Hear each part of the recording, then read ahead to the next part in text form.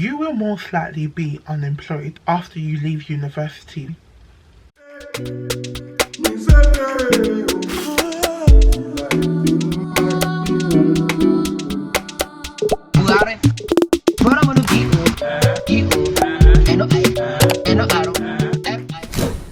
Hey guys, welcome back to my channel.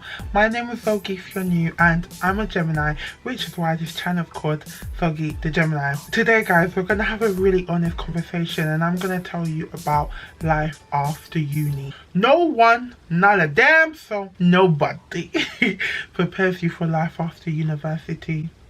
No one. So I'm going to be speaking about how to ensure you don't make the same mistakes that I did. Stay tuned and remember to subscribe, comment and like this video. So first and foremost guys, I feel like I need to get this out there. You will most likely be unemployed after you leave university for at least a few months. And if you're religious, you can be saying God forbid, God forbid, God forbid. But this is not a matter of God forbid.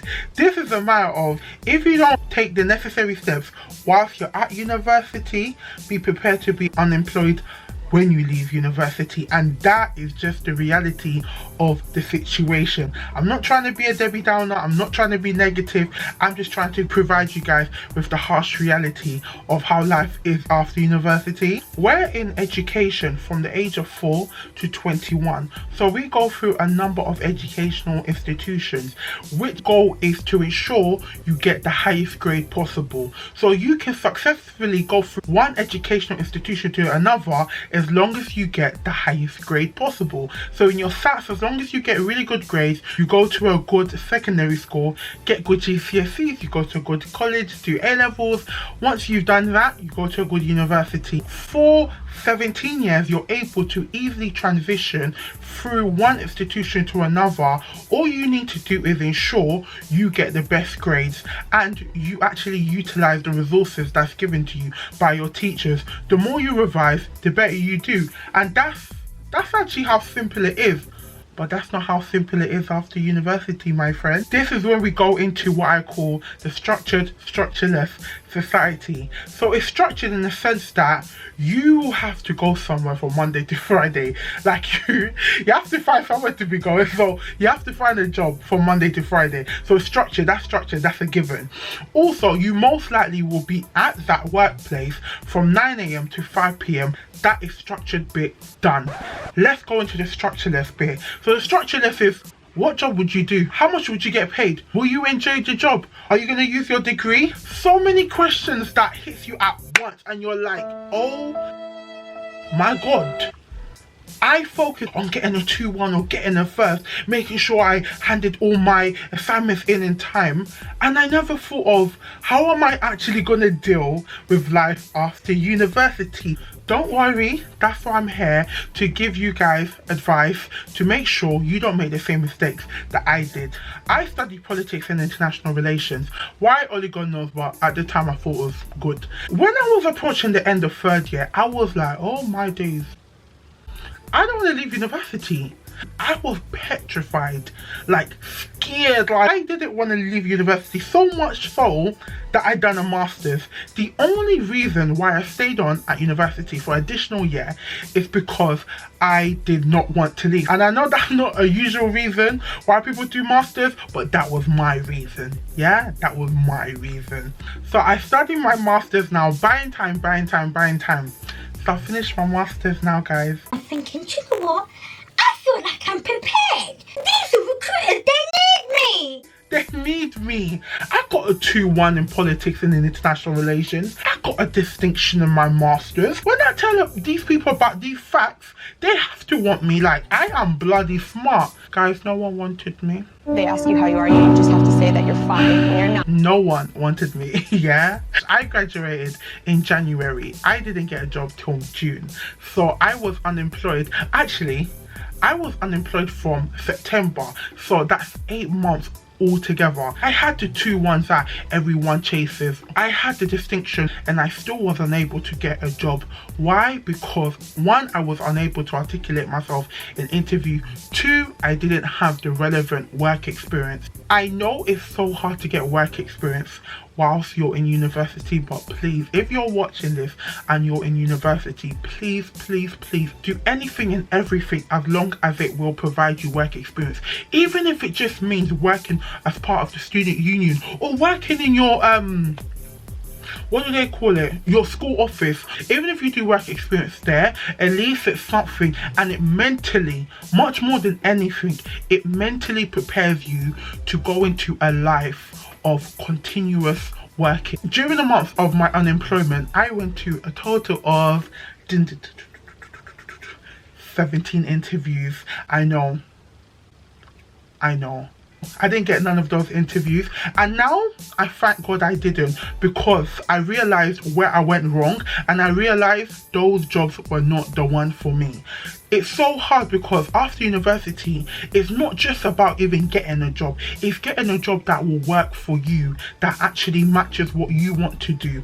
So in the next part of this video, I will be providing you with 3 things that I think would really help you to prepare for life after university and make sure you get your first graduate job or whatever. The first thing is, if you're in 2nd year or 3rd year or even 1st year, start thinking about what you like to do.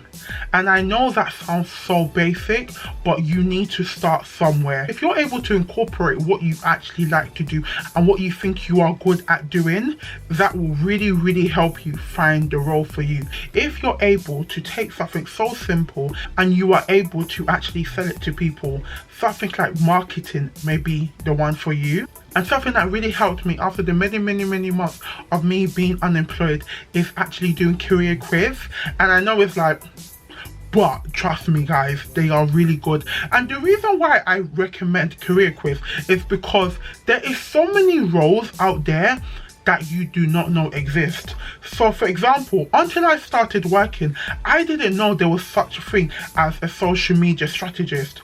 Like, I would have never thought that was an actual role. So going back to what I was saying, if you take these career quiz, so it provides you information based on what you like doing and your personality, so that can actually open your eyes to the roles that are out there after you finish university. If you take career quizzes, 1, it opens your eyes to the roles that are out there. 2, it can help you start thinking about the type of things that you may like to do and actually allow you to start researching roles and not just be restricted to the roles that is usually affiliated with the degree that you're studying. So number 2, try and get some form of work experience. Either do work experience, a placement year or internship, because 90% of people that get a graduate job after university done a placement year, and that's just facts. Like, I know that for sure, simply because most people go back to where they done their placement year. Someone who's done a placement year will most likely understand the dynamics of an office. So you have senior management, you have a comms team, you have finance, you have the various departments. So if you're able to actually have some form of work experience, a recruiter will know that, okay, with that person, I need to train them less. Most recruiters would want to hire someone who has a good understanding of how an office dynamic is and the roles that they're hiring for. So if you're able to gain some form of work experience, that will really help you. So number 3 is, if you're in 2nd year or 3rd year, please save your money. I understand that you barely get any money from student finance, but even if you're able to save like £50 a month, trust me, it will really help you. And I'm not just saying save your money to invest it. That's actually not what I'm saying at all.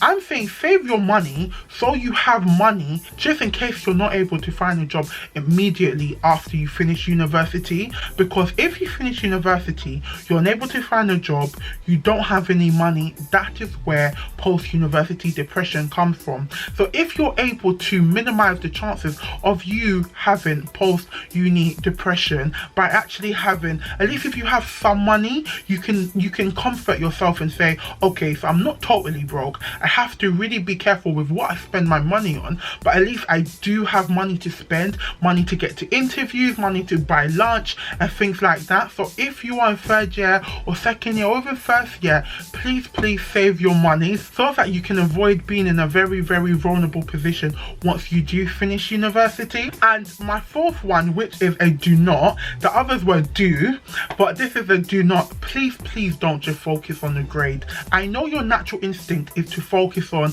getting that first, getting a 2-1, but please remember, there are many. Actually, I'm going to insert how many universities there are in the world. I'm going to insert it here. I'm also going to insert how many universities there is in the United Kingdom. So just imagine how many people in these universities would have gotten a 2-1 or 2-2. It's just a piece of paper. Just a piece of paper. Honestly, it's a piece of paper. What else is it? If you're able to actually do other things, so gain work experience, do internships, do placements, then you will have a fighting chance of actually being able to get a job after university. I know it will be really hard because university is hard. There's so much assignments you have to do.